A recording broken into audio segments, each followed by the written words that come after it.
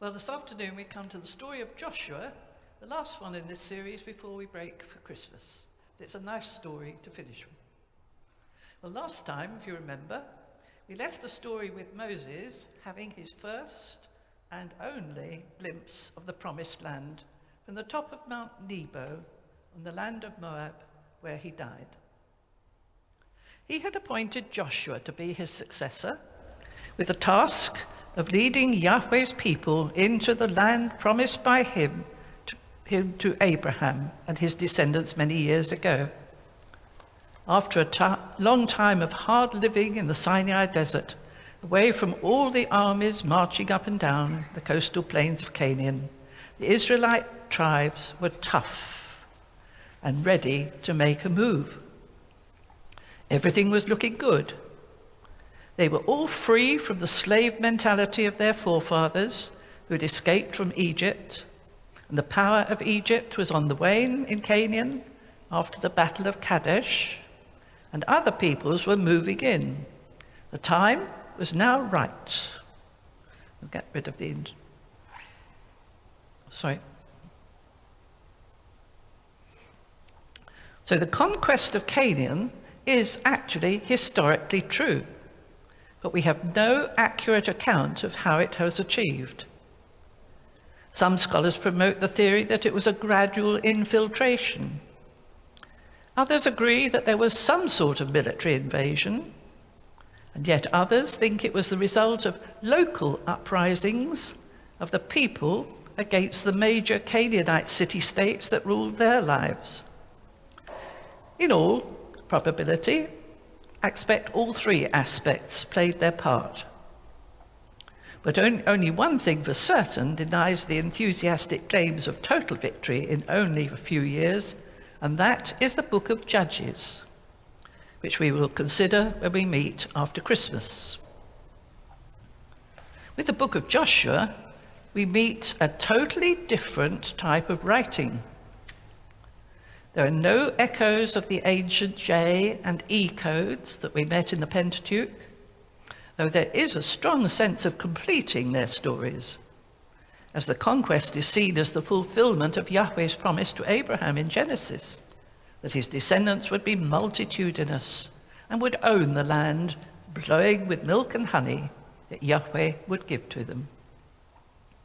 With Joshua, we also now begin to read the series of books known as the Deuteronomic history books, even though we're still waiting for the story of the finding of Deuteronomy. These books of Joshua, Judges, 1 and 2 Samuel, and 1 and 2 Kings are still part of Israel's sacred history, and Yahweh is definitely believed to be in charge of events at all times. They cover the years after the arrival in the 13th century BC of the Mosaic travelers, who became the kingdom of Israel, and later the two kingdoms when it divided, until the 6th century BC, when Nebuchadnezzar captured Jerusalem, destroyed the temple, and took all the high-flown people into exile. It was a total of some 1,200 years. And the book of Joshua is the first of them. And today we'll enjoy it just as it is, especially with its triumphant and exuberant story of conquest.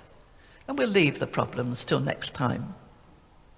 It begins with a command from Yahweh to Joshua to lead the people across the river Jordan to fulfill his promise to Moses, with the assured confidence that Yahweh himself would be with them in the presence of the Ark of the Covenant. Joshua obeyed and gave the order for everyone to prepare to move in 3 days' time. All the women and children were to stay together, and all the men were to take up arms, while he secretly sent 2 spies across the river to spy out the land across the city around the city of Jericho.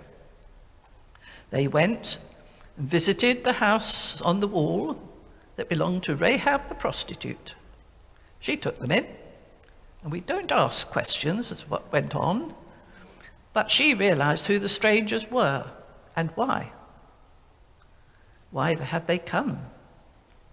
For their arrival had not passed without notice, however. When the leaders of Jericho heard of their arrival, they demanded that Rahab hand them over at once. But she didn't. She hid them up on her roof under piles of straw and told the searchers to go out and chase them as they'd already gone. She had then asked the spies for their protection in future for herself and all her family in return for her help. Sounds a little bit like Afghanistan, doesn't it? But when the searchers had gone, Rahab let down the spies with a rope from the window of her house, which was on the outer side of the wall, telling them to hide until the searchers had returned to the city, and wait until then before they attempted to get back to Joshua. And she then tied a crimson cord from her window for later identification. Joshua listened to the report of the spies, and the next morning gave the order to mobilize as far as the banks of the river Jordan, and to camp there while the final preparations were made. 3 days later, all was ready. The men assembled, ready for battle, and the priests lifted up the Ark of the Covenant and placed themselves at the head of the army.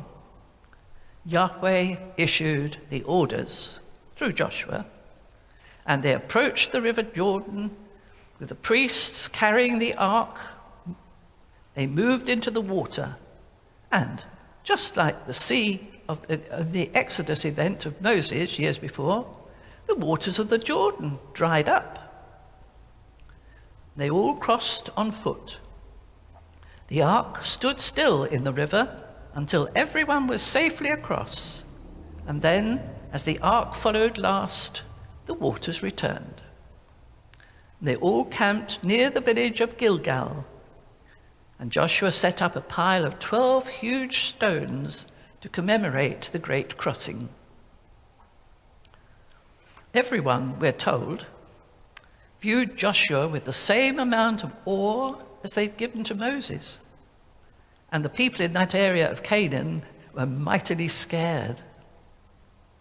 For a while, they stayed where they were, while Joshua reminded them all of their heritage and history, and their mark of affinity in circumcision. Now, this seems to have lapsed during the years of the wilderness with the younger people, but now it happened to all of them and bound them all together consciously as the people of Yahweh, ready to march as a united army and ready to conquer all in their way. They did, however, wait until they were all healed before making the big move. And another reminder of the former events under Moses, they all kept Passover for the first time in the promised land while they waited. At last, the order came from Yahweh, via Joshua again, to march all round the walls of Jericho, led by 7 priests blowing trumpets made from ram's horns, and followed by the ark carried in procession all round once every day for 6 days. And on the 7th day, they were to march round 7 times, followed by all the people who would then start shouting. And this is what happened. They did just that. For 6 days, they all marched round the walls of Jericho with the ark and the horns carried in procession, and every day for 6 days. On the 7th day, they walked round 7 times. And at the end, they all shouted, and the walls came tumbling down.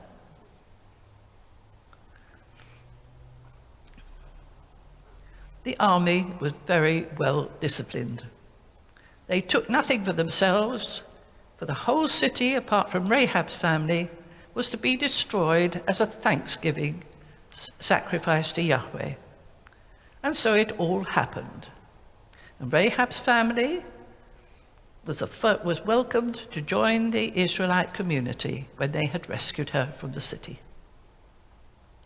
Their next destination was the city of Ai, further inland, quite close to Bethel, which we've heard of before.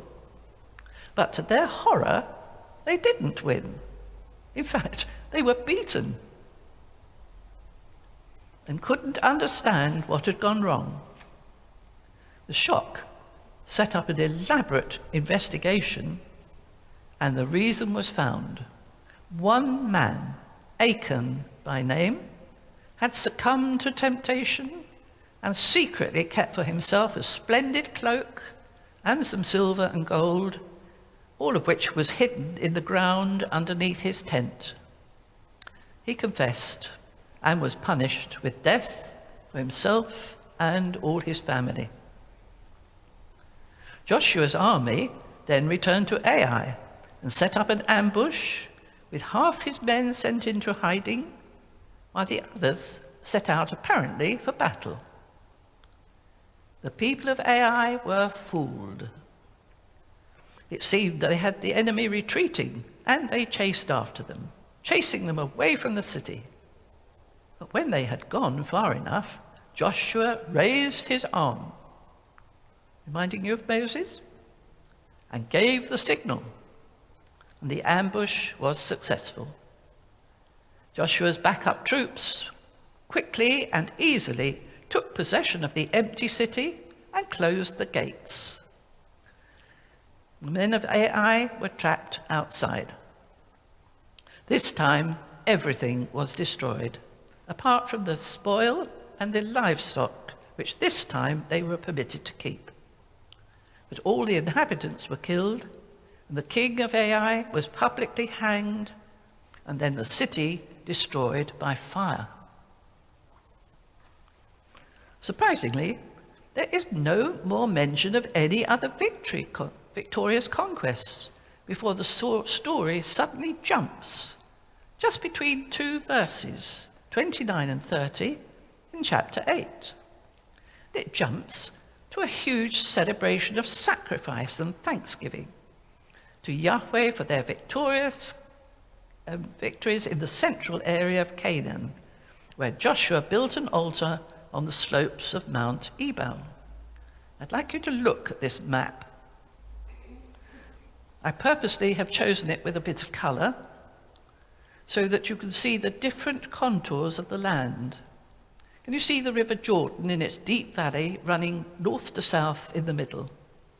And each side of that river, which is a very, very deep one, there are hills and mountains on both sides. And only along the coastal plain of the Mediterranean is there any green, fertile land. I say any.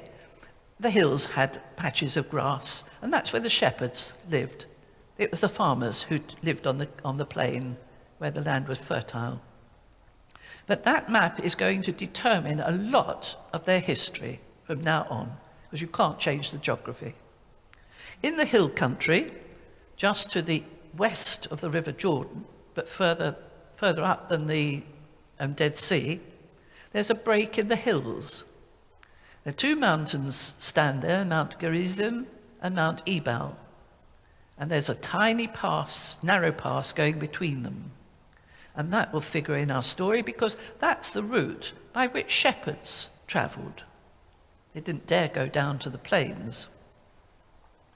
That valley between the two mountains looks like that today. Two very tall mountains, one in the north and one in the south, and the town of Shechem in the middle. And that is still there, of course. You can't move mountains and you can't move towns very easily. Joshua built an altar on Mount Ebal, the southernmost one. But the question arises, what had been going on in the meantime? We've jumped from glorious victories to start with, and all of a sudden, an altar in the middle of the country. Well, we must step away from the story for a little while and examine the situation. Mount Ebal and Mount Gerizim, as you see, rise very close to each other in the hill country of the central Kenyan, on opposite sides of the busy pass through the narrow valley. And that was occupied by the ancient city of Shechem. Shechem, you remember, had been in the family saga as the location of the oak tree where Abraham had set up an altar many years before to give thanks to his family God when he arrived in the hill country of Canaan. And also later, it was where his grandson Jacob had built his well and a house in which his large family, including Joseph, had grown up. And do please remember that the whole of that coastal plain is almost not part of the story yet, with its constant traffic of chariots, not yet part of the story. That will come much later. So we must begin and ask how this celebration in central Canaan had come about, without any apparent opposition from any other local inhabitants. The clue to a probable answer lies in the event that followed Joshua's celebration on Mount Ebal. The acoustics of this narrow valley must have made public speaking possible. And several times in the Old Testament, we read that people on Mount Ebal could hear what was being shouted on Mount Gerizim, and vice versa. And Joshua used this opportunity to tell the people of Israel the stories of Moses, to read to them all the laws of the God, Yahweh, who had brought them to this place.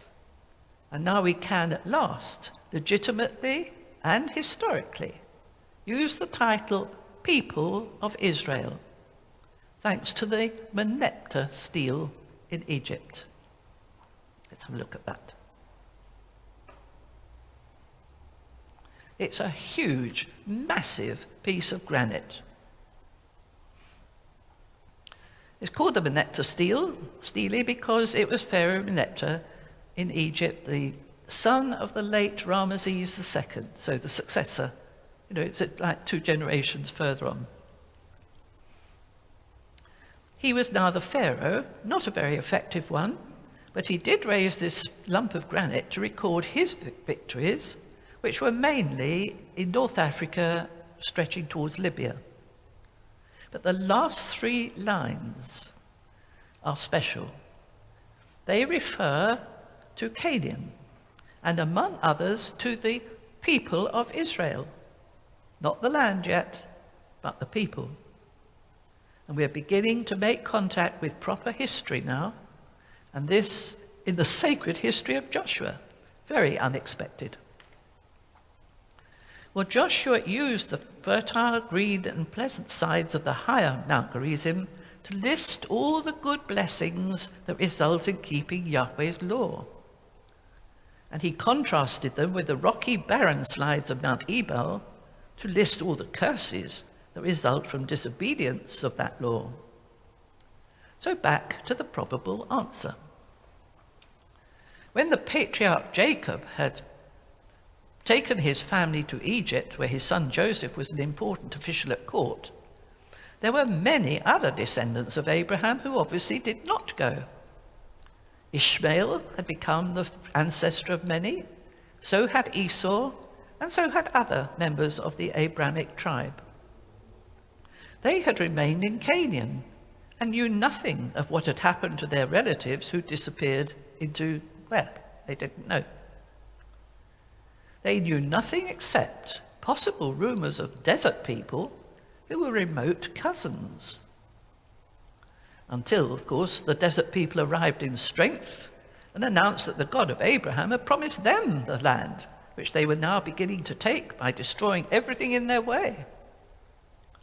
Well, it's likely that kinship ties were hastily re-established and the incomers given a cautious welcome and a readiness to hear their stories of Moses, the Passover, the Exodus, and the covenant at Mount Sinai, and the giving of Yahweh's law. Or at least, it sounded as if they would be on the winning side if they joined in with them. But now, back to Joshua at Mount Ebal.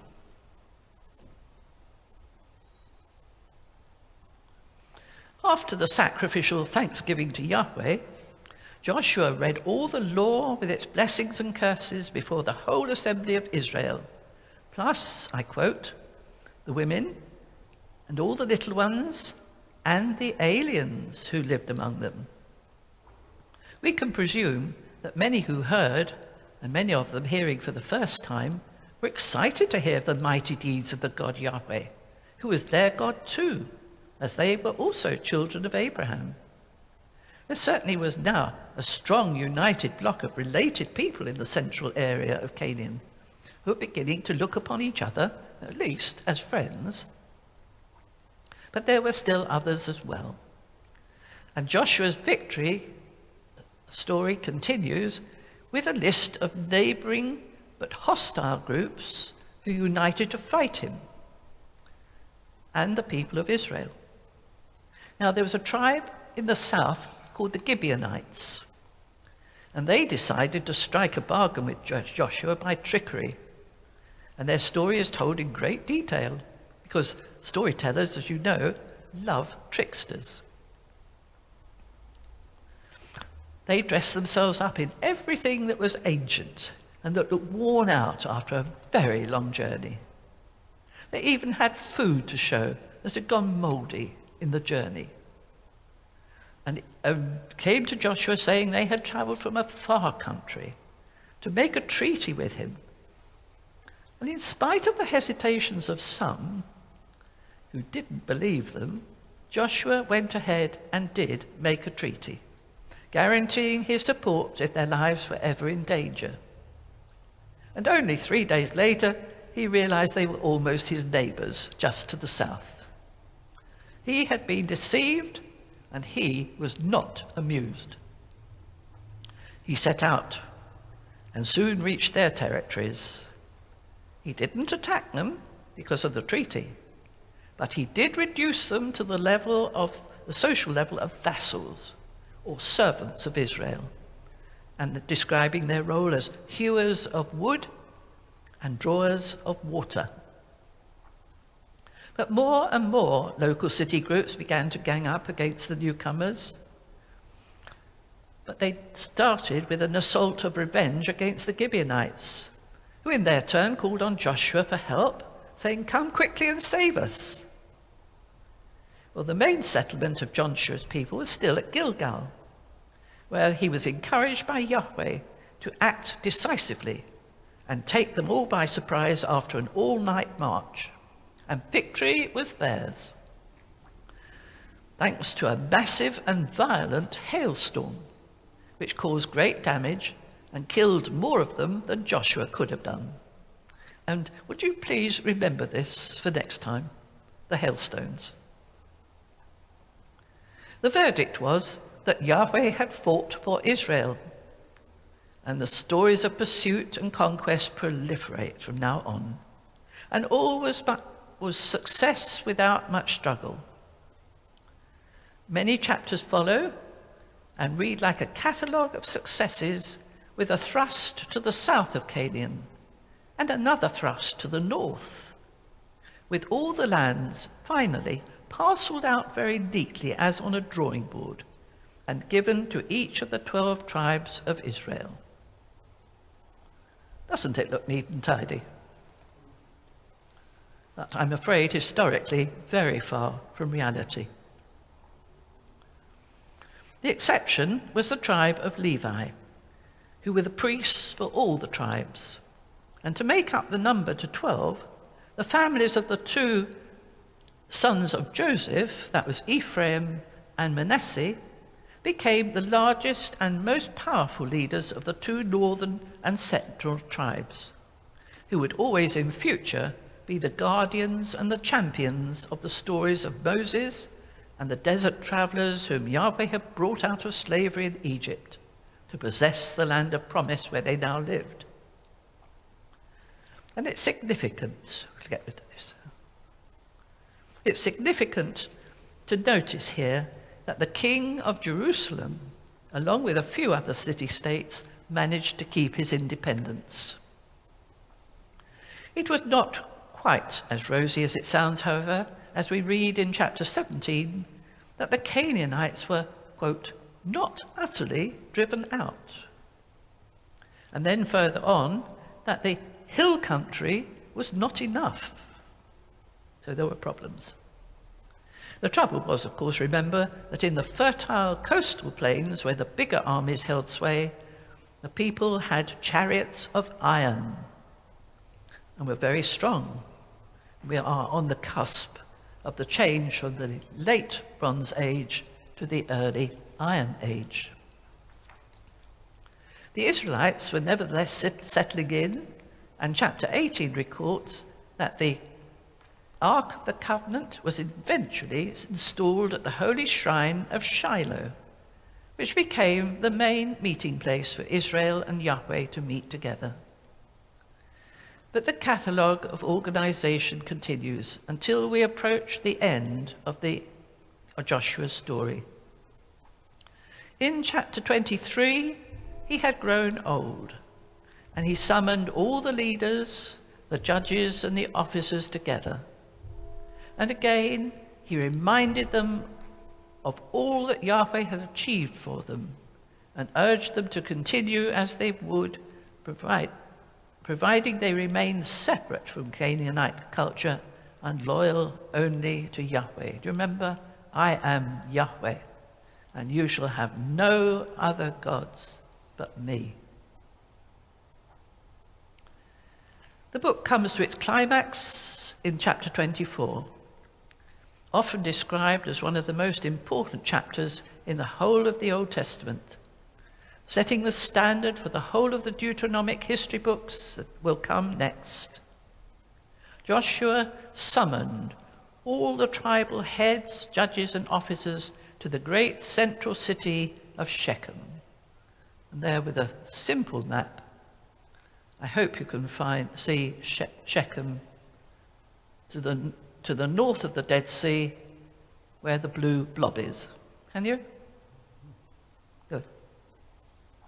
Shechem then in the middle, the central of the country, the central place where the two mountains, Gerizim and Ebal, stand side by side. There he reminded them of their kinship through Abraham, how they'd all been reunited with the family of Jacob after Moses had led them back, and they had met Yahweh, made a covenant with him, and promised to keep his law. And Joshua continued with the story even of King Balak and Balaam, which we enjoyed last time. Then he came to his own leadership, how they had crossed the river Jordan and taken possession of the hill country. Joshua then challenged them again with urgency to choose this day whether you are willing or unwilling to serve Yahweh as he demands, by serving him and no other god or gods at all. Their response was immediate.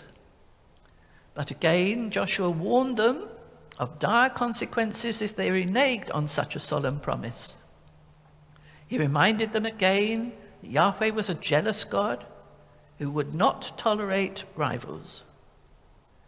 The people were resolute in their decision and agreed to be witnesses of each other's decisions.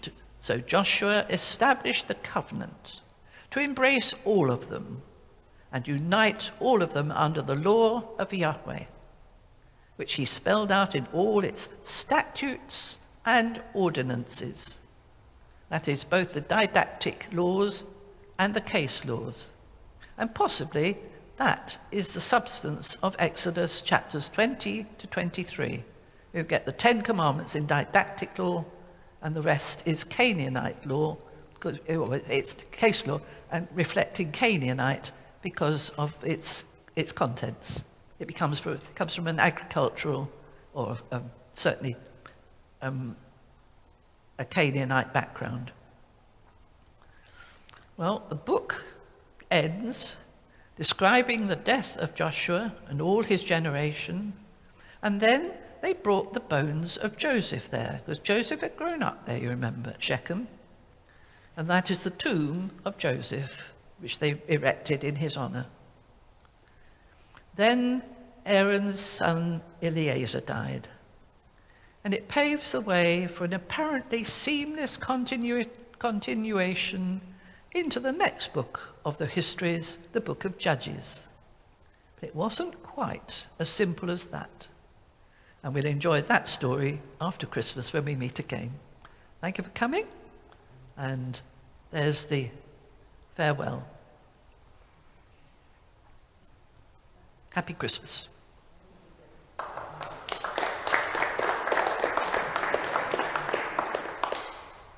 The notes for today's session is just one sheet of notes. Help yourself as you go out. And if anybody missed last time, I've put out the other notes, and if you be further back, and there's a pile of them. So do help yourselves before you go, and I'm here to answer any questions you might like to ask. Thank you for coming. Well, thank you again. What a gift that Barbara has of telling a story, and what a gift she's given us over the last few weeks. Well, we've enjoyed it so much, and thank you. And we really look forward to being back with you in January. When is it? Have you got the date there? Oh, the 9th. Well done. Excellent. So everybody, have a really happy Christmas. Don't forget that you can revise everything that we have done together so far by watching these videos online again. Just go onto the parish website, look under what's on, and then the study links, and you can find all of these videos again. You can watch them again, get all this lovely history into your heads. And on YouTube as well, yes. If you want to go to my YouTube page, and you'll find them there. But Barbara, thank you for everything you've given us so far. We really look forward to it. Not at all. Yeah. Oh yeah, put it on. That's it. I told Tom, this has been the most wonderful experience for me. Oh really? Wow. 4 or 5 months ago, I didn't know whether my son was alive or dead. He just cut himself off from all of us. But he phoned up on my birthday, which was in September, big surprise. And I told him about this course that I was doing, and how without my husband Brian, I was in dire trouble because I'm a technophobe and couldn't manage anything as modern as this on my own. And he offered to come. And I was so surprised, I just said yes. He came, we had 10 days together. I got to know him much better than I've ever known him before, because I saw him as he is now.